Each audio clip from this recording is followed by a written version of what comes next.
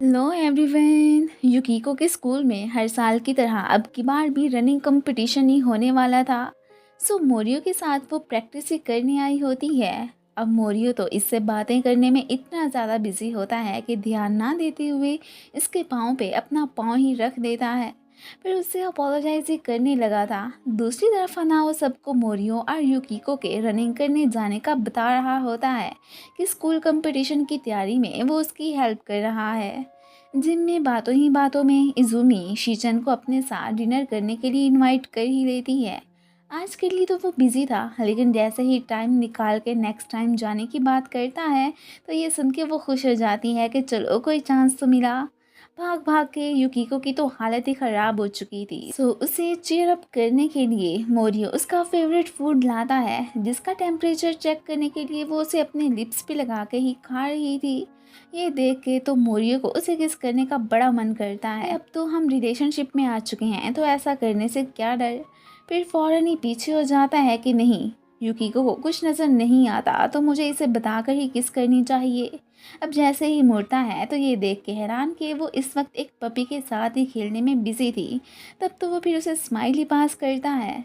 अब जब उसे पता चलता है कि इज़ुमी शीचन वाली सेम जिम में ही जाती है तो उसे तो अब कन्फर्म ही हो चुका था कि ज़रूर वो उसे लाइक करने लगी है। एक तरह से शीचन की मोरियो भी तारीफ़ करता है कि वो बुरा लड़का नहीं है। अगर ये दोनों रिलेशनशिप में आते हैं तो अच्छी बात है। इन्हीं की साइड पे सोरा भी वॉक करने आई थी। तभी हमें एक स्ट्रेंजर को दिखाया जाता है जो कि उसे फॉलो ही कर रहा था। जैसे ही उस पे मोरियो की नज़र पड़ती है वो इस बारे में फिर युकिको को भी बता देता है। सामने खड़ी साइकिल की वजह से वो तो बुरे तरीके से नीचे ही गिर गई थी। अब युकिको के कहने पे ये तो फौरन से फिर उसकी हेल्प करने आ जाता है। फिर साथ में युकिको को भी उसके पास ही बिठा के उस साइकिल वाले को कोसने ही लगा था कि आजकल लगता है लोग पागल हो चुके हैं, ऐसे कैसे रोड के बीच में साइकिल खड़ी कर सकते हैं। युकिको को तो सोरा अश्योर करवाने लगती है कि मैं ठीक हूँ, तुम मुझे लेके परेशान मत हो। भले ही वो उसके फेस की नर्वसनेस को ना देख सकती लेकिन बातों को महसूस तो कर सकती थी। उसे सोरा की फिक्र होने लगती है कि पहले मैंने उसे कभी भी इतना ज़्यादा परेशान नहीं देखा जितनी कि वो अब लग रही थी। आखिर क्या बात है, ज़रूर वो मुझसे कुछ ना कुछ छुपाने की कोशिश कर रही है। ये बातें उसने मोरियो से भी शेयर कर ली थी। वाकई में सोरा घर पे बहुत ही स्ट्रेस्ड दिख रही होती है। मोरियो तो उसकी हेल्प करने का सोचता है। पहले तो अपनी ही कम्युनिटी के लोगों से कुछ पूछने पहुंचा हुआ था। फिर अगले दिन युकिको के स्कूल आके उन्हें अपने साथ रेस्टोरेंट चलने के लिए कहता है कि हमारी बातें करने के लिए वो जगह एकदम परफेक्ट है। पीछे से ओनो भी आ गया था, सो वो उसे भी अपने साथ ही लेके आ गए होते हैं। अब रिजू उन्हें पूरी बात बताने लगता है कि मैंने पता कराया है, सोरा के सामने जिसने भी साइकिल खड़ी की थी उसका इरादा इसे हर्ट करने का ही था। पहले भी ये लोग बात नोट कर चुके हैं कि हर बार कोई ना कोई पर्सन आके सोरा को ज़रूर तंग करने की कोशिश करता है, पर इसका जिक्र हमसे इसने क्यों नहीं किया। वो भी इससे फिर पूछने ही लगते हैं कि अगर तुम्हें किसी पे डाउट है तो बता सकती हो। वो तो खैर इन्हें उस बात का तो कोई जवाब नहीं देती, उसे भी कुछ पता नहीं था। पर मोरियो पे गुस्सा ज़रूर हो गई थी कि तुमने इस सारी बात का आखिर क्यों पता चलाया। उसे तो नॉर्मल लोगों से ही अब नफरत हो चुकी थी कि वो ऐसे ही हम जैसे ब्लाइंड पीपल्स को बस तंग करने का ही रास्ता ढूंढते रहते हैं। उसने मोरियो को भी उन्हीं लोगों में काउंट कर लिया था। पर वो परेशान कि मैं ऐसा नहीं हूँ, और इसकी हेल्प तो वो बस युकिको की अच्छी फ्रेंड होने के नाते ही कर रहा था। इस बात की यकीन दहानी तो युकिको खुद भी उससे कर लेती है। ये अब उस पे भी एंग्री कि तुम तो बहुत लकी हो ना, मोरियो जैसा प्यार करने वाला मिला, फिर ऊपर से पार्ट टाइम जॉब भी मिल गई। एक मैं हूँ जो कि किसी काम में परफेक्ट नहीं हूँ। अपनी प्रॉब्लम इसलिए सबसे शेयर नहीं की कि जाहिर है तुम लोगों ने मुझे उससे भी क्विट करने का ही कह देना है, जो कि मैं करने वाली नहीं हूँ। ये कहती वो तो अब फिर वहाँ से चली जाती है। उनके तो ये दोनों बहुत ही अच्छे फ्रेंड्स बन चुके थे, सो यहाँ पे उनसे एक काम के लिए एक फेवर मांगता है। घर पे इसे खोया खोया देख के डैड को इज़ुमी के थ्रू अब पता चल जाता है कि इसकी एक्चुअली में सोरा से फाइट हो चुकी है। अब ये उसे लेके काफ़ी ज़्यादा परेशान दिख रही थी। ब्लाइंड स्कूल में एक वाहिद वही सोरा ही थी जो इसकी फ्रेंड बनी, और उसी के साथ मिलकर ही इसने लाइफ को भी इंजॉय करना स्टार्ट कर दिया। पर अब वो भी एक अच्छी दोस्त होने के नाते उसकी हेल्प करना चाहती थी।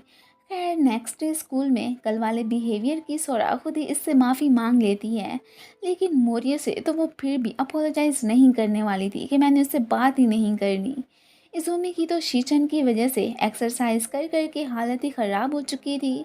वो तो अभी तक खैर इधर आया ही नहीं था, तो ये अपसेट जैसे ही फिर उसे आते देखती हैं तो इसके फेस पे स्माइल आने के साथ साथ काफ़ी ज़्यादा पावर भी आ चुकी थी।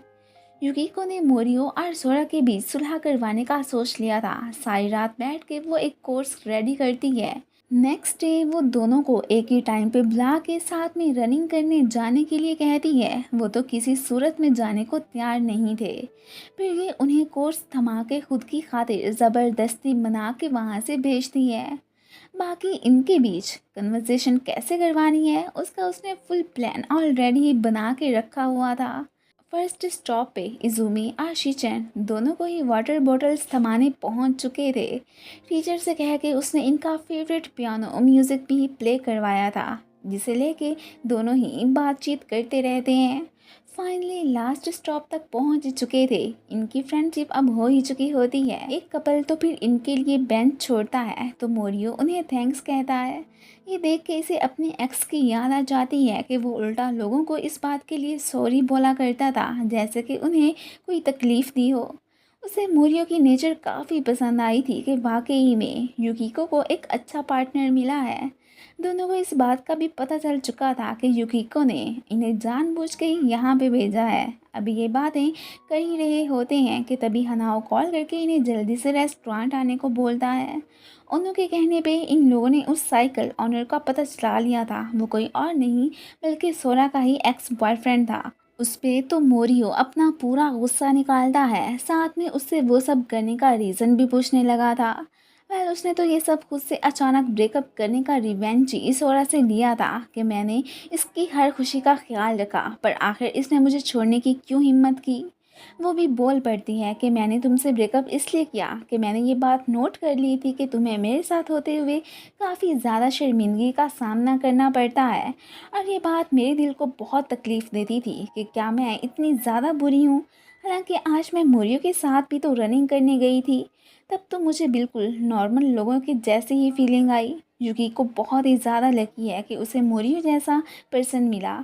ये लोग अब उस साहब को पुलिस के हवाले करने के लिए ही लेके जाने लगते हैं। अपने लिए इतना कुछ करने पे वो फिर इन्हें थैंक्स कहती है। कंपटीशन में हमेशा की तरह सोरा ही फर्स्ट आई थी और युकी को लास्ट। बाद में फिर हमें ये भी पता चलता है कि ओनो एक्चुअली में सोरा को लाइक करता है।